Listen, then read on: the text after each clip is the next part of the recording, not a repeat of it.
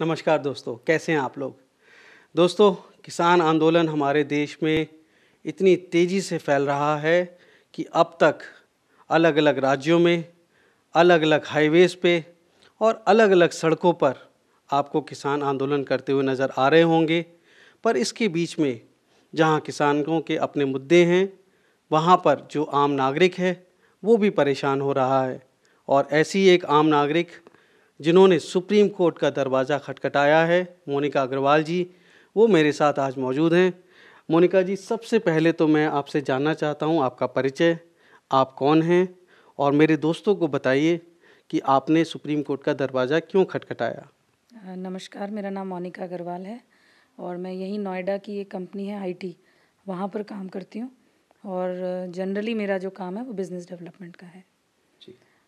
Supreme court जाने का मैंने तब सोचा जब बहुत ज़्यादा दिक्कत होने लगी और हाईवे क्योंकि बिल्कुल मेरे ऑफिस से लगता है और मुझे लगातार दिल्ली जाना पड़ता है, मेरा वही रूट बनता है। तो मुझे जो 20-25 मिनट का रास्ता होता था वो 2-2 घंटे लगने लगे, क्योंकि अंदर से घूम के जाना पड़ता है और सभी लोग घूम के जा रहे हैं तो ट्रैफिक बहुत ज़्यादा बढ़ जाता है।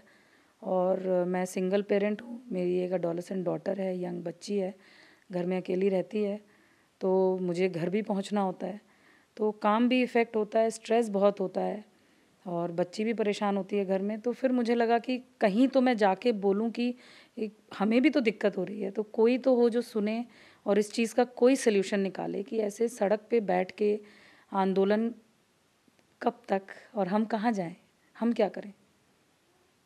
तो ये वजह रही कि आपने सुप्रीम कोर्ट का दरवाज़ा खटखटाया। तो सुप्रीम कोर्ट ने सुनी आपकी बात, क्या हुआ।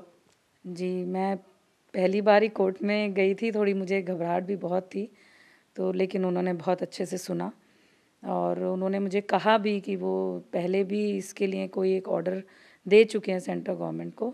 तो मैंने उनसे कहा कि तो कुछ हुआ नहीं उसमें, तो उन्होंने फिर से नोटिस जारी किया है यूनियन ऑफ इंडिया को और दिल्ली पुलिस कमिश्नर को कि सड़कें खाली करवाई जाएं और इसके लिए कोई रूल्स रेगुलेशंस बनने चाहिए। तो 9 तारीख को हमें फिर से डेट दी गई है। तो जो सुप्रीम कोर्ट के जस्टिस साहब हैं, उन्होंने जो आपकी बात पे एक पॉजिटिव सकारात्मक दृष्टिकोण अपनाया, उससे आपको लगता है कि अब शायद जो किसान आंदोलन कर रहे हैं, जिसकी वजह से सड़कों पे ट्रैफिक डाइवर्जन हो रहा है, जाम लगते हैं, वो ख़त्म हो पाएगा। देखिए, आंदोलन के बारे में मुझे कुछ कहना नहीं है, उनके अपने मुद्दे होंगे, होने भी चाहिए, सबके होते हैं। एक घर में भी लोगों के आपस में डिस्प्यूट हो जाते हैं, लेकिन उसको सल्यूशन की तरफ ले जाना चाहिए। वो मुझे लगता है सरकार और किसानों के आपस की बात है। मुझे सिर्फ ये कहना है कि सड़कें खाली होनी चाहिए और मुझे बहुत उम्मीद है कि सुप्रीम कोर्ट कुछ ना कुछ इसमें करेगा। अच्छा, जो जस्टिस साहब हैं, उन्होंने सुप्रीम कोर्ट के जो जस्टिस साहब हैं, उन्होंने सीए के मामले में भी पहले वही जस्टिस साहब हैं जब उन्होंने कहा था कि इस तरह से आंदोलन को अनिश्चितकालीन तक सड़कों पे नहीं किया जा सकता। तो ये जो सड़कों पे आंदोलन हो रहा है, तो इसके बारे में आप जो सुप्रीम कोर्ट गए हैं, तो आपको लगता है कि एक पक्ष है ये, दूसरा पक्ष भी हो सकता है किसानों का कि वो आंदोलन करें, ना करें, और करें तो कहाँ करें। तो क्योंकि जन आंदोलन जब होता है तो उसमें जनता को तभी पता, जब अवेयरनेस, जनता को इनकन्वीनियंस होती है, तभी शायद उनको लगता है कि कुछ आंदोलन हो रहा है, कुछ वजह हैं। तो आपको लगता है कि अगर वो आंदोलन नहीं कर पाएंगे सड़कों पे तो उनकी बात नहीं सुनी जाएगी। मुझे नहीं लगता ऐसा होता है, हम भी बचपन से इसी देश में रहे हैं, बहुत आंदोलन देखे हैं हमने यहाँ पर होते हुए, हर चीज़ को लेके ही आंदोलन होते आए हैं। लेकिन इस तरीके से सड़कों पे एकदम ही इनडेफिनेट टाइम के लिए बैठ जाना तो हम पहली बार देख रहे हैं, कभी नहीं देखा। 2 दिन 4 दिन के लिए बैठ जाते हैं लोग, लेकिन खाली करते हैं, फिर अलग कहीं जाके बैठते हैं। सबसे बड़ा आंदोलन जो मुझे अपने होश में याद है, बचपन में भी बहुत हुए, तो ये आपका अन्ना हज़ारे का इतना बड़ा आंदोलन हुआ था, वो भी एक प्रॉपर जगह पे जाके बैठे थे। वहाँ भी हर एक आदमी को उस आंदोलन के बारे में पता था, मुझे भी पता है कि हुआ और हमने भी कहा कि हाँ ये होना चाहिए, ये आना चाहिए, तो हम भी साथ थे। किसानों को कोई मुद्दा है तो हम कहते हैं कि हाँ होना चाहिए, लेकिन इस तरीके से हर आदमी को परेशान करके वो क्या उससे निकालना चाहते हैं मुझे नहीं समझ में आता। दोस्तों, 24 नवंबर या 25 नवंबर से जब से ये आंदोलन शुरू हुए हैं, लगभग नितिन गडकरी साहब ने पार्लियामेंट में जो जवाब दिया एक सवाल का, उसमें 16 मार्च तक 814 करोड़ रुपए, 814.4 करोड़ रुपए का केवल NHAI को ही नुकसान हुआ है, राजस्व का जो टोल जाता है। तो आप अंदाज़ा लगाइए कि कितना बड़ा नुकसान व्यापारी वर्ग को हो रहा होगा, आम जनता को हो रहा होगा। लेकिन ये एक पक्ष है, किसानों के मुद्दे जो किसान बिल के खिलाफ हैं, तीनों को जो कह रहे हैं कि वापस ले लीजिए, सरकार को 11 राउंड की बातचीत हो चुकी है और सरकार ने जनवरी में शायद 21 जनवरी को होल्ड पे रख दिया 18 महीनों के लिए वो तीनों कृषि कानून।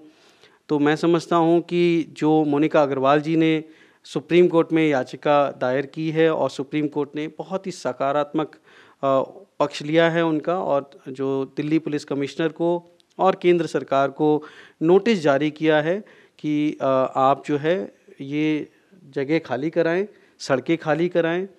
पर इसके बाद जो नियम बनेंगे वो नियम क्या हैं, क्या आप चाहते हैं कि, क्योंकि आप गए हैं कोर्ट में, वीडियो कॉन्फ्रेंसिंग के थ्रू सुनवाई हुई, तो वो नियम किस तरह के होने चाहिए, उस पर आप क्या राय रखती हैं मैडम? मुझे ऐसा लगता है उसमें 2-3 बेसिक चीज़ें तो होनी चाहिए कि आंदोलन कहाँ पर किया जाए, कितने टाइम के लिए किया जाए। अगर मान लीजिए आप सड़क पे भी हैं तो उसकी एक टाइम ड्यूरेशन फिक्स होनी चाहिए कि इतने टाइम के लिए ही आप सड़क पर बैठ सकते हैं, और जगह होनी चाहिए आंदोलन के लिए। और अगर जो लोग नहीं मानते हैं तो उनके लिए फिर स्ट्रिक्ट पेनल्टीज़ होनी चाहिए, जो कि रूल्स का पार्ट होना चाहिए, अदरवाइज़ कोई फ़ायदा नहीं है। तो ये एक पक्ष हो गया। अब लोग सवाल ये भी उठाएंगे मैम, हो सकता है आप मेरे से इत्तेफाक ना रखें, पर लोग सवाल ये ज़रूर उठाएंगे कि आपको अपनी इनकन्वीनियंस तो नज़र आई, पर उन किसानों के मुद्दे जो वो कहते हैं, किसान कहते हैं कि आप ही के लिए वो लड़ रहे हैं, क्योंकि जो रोटी खाता है उसका उस किसान बिल से संबंध है। तो क्या आपको लगता है कि जो किसानों के मुद्दे हैं वो डाइल्यूट होंगे इस तरह की याचिकाओं नहीं, से? मुझे बिल्कुल नहीं लगता ऐसा कुछ भी है। ये मुझे लगता है एक फ्रेम ऑफ माइंड है जो क्रिएट किया जा रहा है कि अगर सड़क से उठ जाएंगे तो इम्पैक्ट नहीं होगा आंदोलन का। ऐसा नहीं है।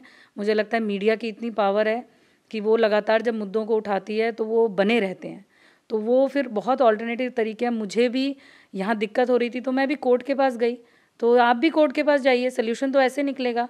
ऐसे सड़क पे बैठने से तो सोल्यूशन निकल ही नहीं रहा। आप देख रहे हैं कितने दिन हो गए, तो ऐसे तो निकलेगा नहीं। सरकार भी बात नहीं करेगी, आप भी बात नहीं करेंगे, तो सोल्यूशन कहाँ निकलेगा।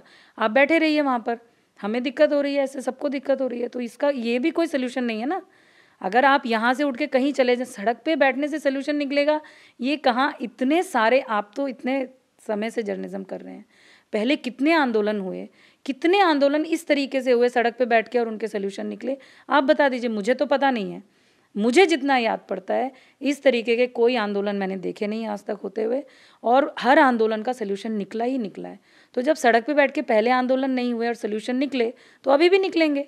तो आपको लगता है कि 9 तारीख को जब कोर्ट फिर से बुलाएगा आपको, दिल्ली पुलिस कमिश्नर साहब को या केंद्र सरकार के रिप्रेजेंटेटिव जाएंगे, तो ये सब हट चुका होगा तब तक? देखिए, मैं इस बारे में कुछ कह नहीं सकती, मुझे नहीं पता क्या होगा, लेकिन मैं बहुत पॉजिटिव हूँ, मुझे बहुत आशा है। और मेरे पास बहुत लोगों के फ़ोन आ रहे हैं जो मुझे जानते हैं। वो लोग भी बहुत खुश हैं क्योंकि सब परेशान हैं इस समय। तो सभी परेशान हैं, किसान भी परेशान हैं, हम भी परेशान हैं, सभी परेशान हैं। तो कोई ना कोई, कहीं ना कहीं तो सोल्यूशन निकालना पड़ेगा, मुझे ऐसा लगता है। तो बहुत बहुत धन्यवाद, आपने मुझसे बात की। दोस्तों, मैं समझता हूँ कि ये बात सही है कि किसानों के अपने मुद्दे हैं, और राकेश टिकैत साहब या जो संयुक्त मोर्चा है, किसान मोर्चा है, वो जो अपने मुद्दे उठा रहे हैं, सरकार उनसे बातचीत करना चाहती है। मामला सुप्रीम कोर्ट में भी है। फ़िलहाल 18 महीनों के लिए सरकार ने उन तीनों कृषि कानूनों पर एक तरह से स्थगन किया हुआ है। अब ऐसे में अगर देश के कृषि मंत्री एक बार फिर से कहें कि किसानों को सामने आके बातचीत करना चाहिए और वो सरकार बातचीत के लिए तैयार है, तो मैं समझता हूँ कि केवल अपने मुद्दों को जो है एकदम बहुत ही हार्ड स्टैंड लेके कि ये तीनों कानून स्क्रैप हो जाएं और तब तक आंदोलन जारी रहेगा, ये भी ठीक नहीं है। क्योंकि जो देश है वो सर्वोपरि होना चाहिए हर किसी के लिए, और उसमें अगर तीनों कानून वापस हों, स्क्रैप हों, या उनमें कोई संशोधन हो, ये बातचीत से ही संभव हो सकता है। तो अगर सरकार बातचीत करने के लिए तैयार है, कोर्ट भी एक जनहित याचिका पे एक सकारात्मक टिप्पणी कर रहा है, तो मैं समझता हूँ कि किसानों के जो नेता हैं, संयुक्त किसान मोर्चा हो चाहे राकेश टिकैत जी हों, उनको इस पे ज़रूर ध्यान देना चाहिए कि आखिर देश उनका भी है और देश हर एक मोनिका अग्रवाल जी जैसे हर एक आम नागरिक का भी है। तो अगर किसानों के मुद्दे हैं तो वो अलग नहीं हैं, वो भी इस देश के हिस्से हैं। तो मैं समझता हूँ कि ये जो एक तरह से जो कन्वर्सेशन था मोनिका अग्रवाल जी के साथ, ये थोड़ा ट्रिकी है, थोड़ा विवादास्पद हो सकता है, पर मैं समझता हूँ कि जनहित याचिका को लेके जो उन्होंने कार्रवाई की है, अपने जो मुद्दे उठाए हैं वो बहुत सारे लोगों को अफेक्ट करते हैं। पर आपकी क्या राय है दोस्तों इस पूरे विषय पे? आप ज़रूर मुझे लिख के बताइए कमेंट बॉक्स में। तो अगर आप चाहते हैं कि मैं ऐसे वीडियो और भी बनाऊं, तो आप उन टॉपिक्स के नाम भी मुझे सजेस्ट करिए। मैं बिल्कुल पूरी कोशिश करूंगा कि इस तरह के मुद्दे आपके सामने लेकर आऊं, उन टॉपिक्स पे वीडियो बनाऊं और सरकार तक और इस देश के बाकी लोगों तक आपकी बात पहुंचाऊं। बहुत बहुत धन्यवाद। नमस्कार। जय हिंद। वंदे मातरम।